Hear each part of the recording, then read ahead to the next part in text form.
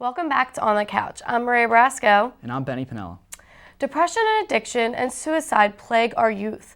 Suicide registers as the third leading cause of death among college-age youth.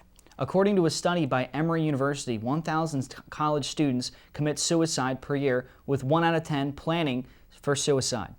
Rowan's To Write Love on Her Arms chapter was put in place to help ease the minds of students facing depression and suicidal thoughts. Here to talk about TWLOHA, is that the nickname you got for it, is Sarah and Noah, the president and vice president. Thank you guys for being with us today. Thanks for having us. Yeah. So want to tell us a little bit why you guys are so involved with this chapter? Well, I became involved probably around 2 years ago because so many of the issues that we deal with resonated so closely to me.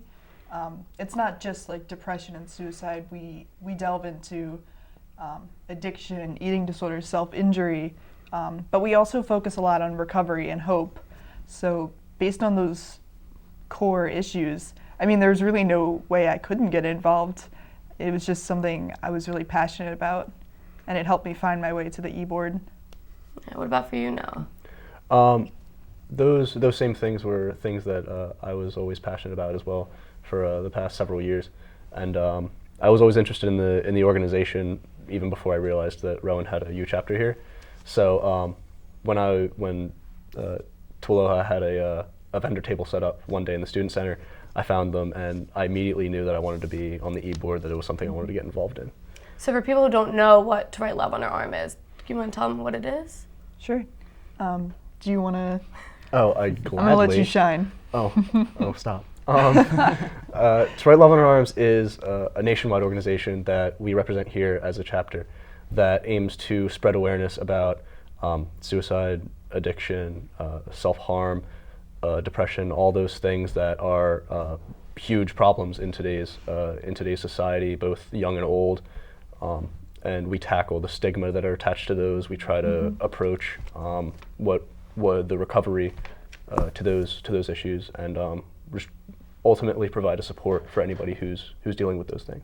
Yeah, I read online that the vision, they said, you're created to love and be loved. You are meant to live life in a relationship with other people, to know and to be known. You need to know the story is important and you're part of a bigger story.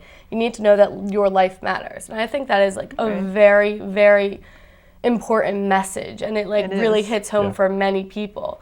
And it's so simple. Yeah, so you guys are more about bringing hope and encouragement to it. It's not just, I'm depressed, let me go cry about it. It's very I'm here to help you and we're here to be by your side. Right.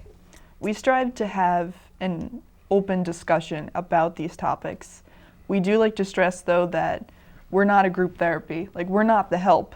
We will do everything in our power to get you to the help, but we're here to, as Noah said, break down the walls and break down the stigma, because silence in most cases has such a negative effect on all of these that we're here to show people that you can get through this.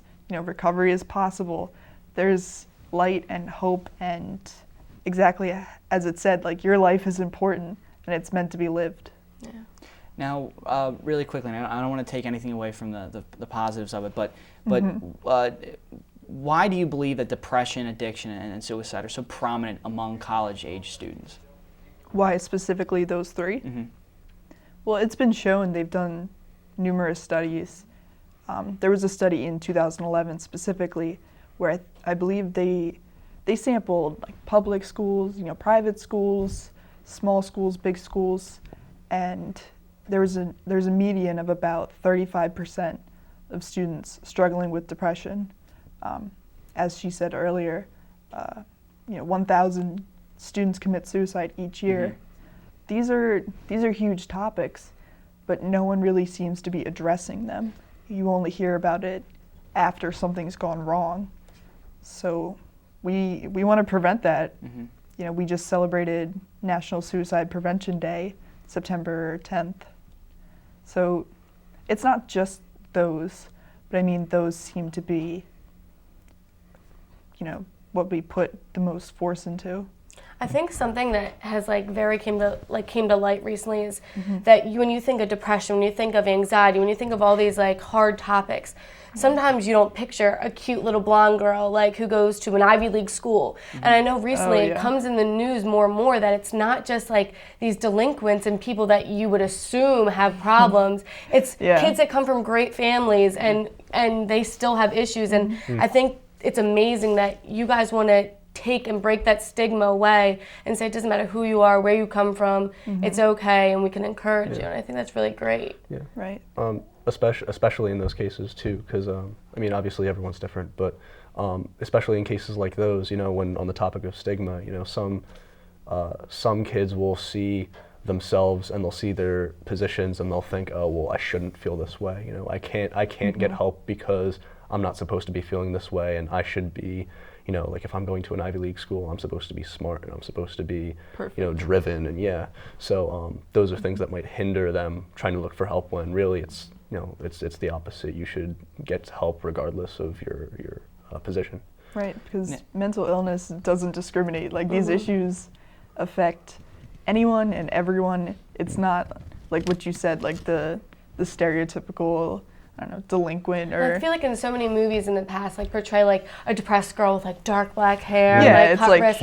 That's not what it is anymore. I mean, you see, I know there was a Penn student, what was it, a year ago, who she was a track star or whatever, and she committed suicide, and you're like, how did this girl, I would never notice it, and it's it doesn't go by looks, it doesn't discriminate. No. Anyone can have that issue. And that perpetuates the stereotype where suddenly those people who don't fit that typical person feel like they can't get help because, oh, I'm not that person, I'm not like that, therefore I can't go get help. It's a huge problem with men on college campuses.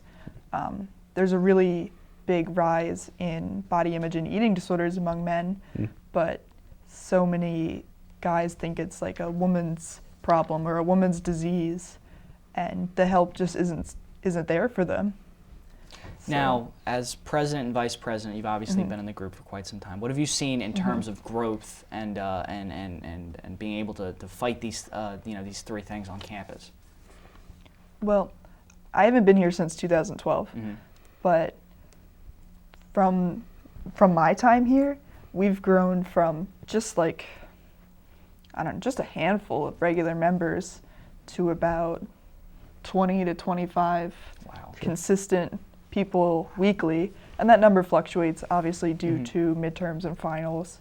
People have things going on in their life, but just the amount of support, awareness, more people now, when they come up to our table, aren't asking us what To Write Love in Our Arms is. They're more asking us, when do you guys meet? I would love to get more information, as opposed to what the heck are you? Which we do still get, but... Sure. Now, when do you guys meet, and where can somebody find you if they want to get involved? We meet in the library, 226, 9:15, every other Tuesday. So our next meeting is March 10th.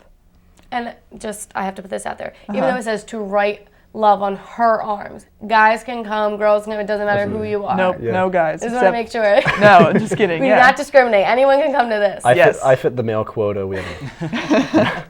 Well, thank you guys so much for being here. This is a really tough topic to talk about, but you guys have brought a lot of light and joy to this subject. So thank you guys so much. Thank you.